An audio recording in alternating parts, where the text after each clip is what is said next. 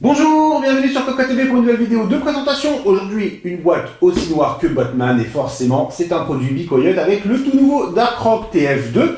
TF pour Top Flow, 2 pour deuxième itération. C'est donc la deuxième génération du Top Flow haut de gamme par Bicoyote. Et comme on peut le constater, c'est quand même assez imposant puisqu'on monte tout de même à 163 mm de hauteur une fois qu'on installe le ventilateur au-dessus.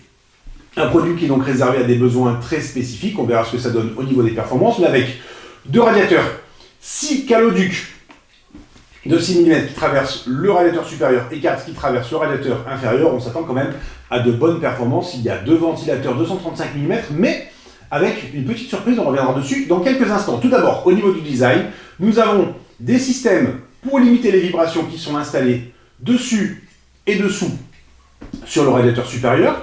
Nous retrouvons une première ailette qui est travaillée. Alors là, c'est plus qu'une première ailette.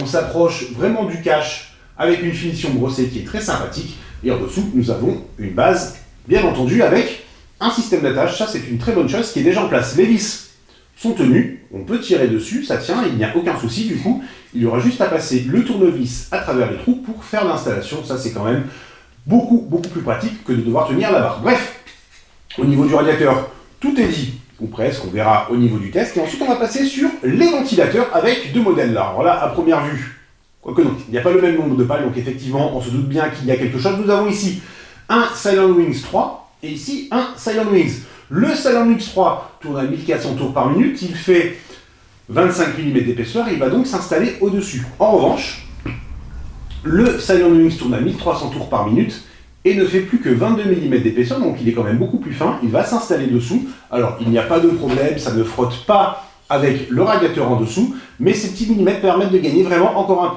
un tout petit peu de place pour la mémoire qui va forcément se retrouver sous le radiateur. Donc, en fonction des besoins, il n'y aura pas de ventilateur en haut, pas de ventilateur en bas. Il y a vraiment plusieurs possibilités. On verra ce que ça donne au niveau des performances. C'est tout pour cette vidéo. Je vous souhaite à tous une excellente journée.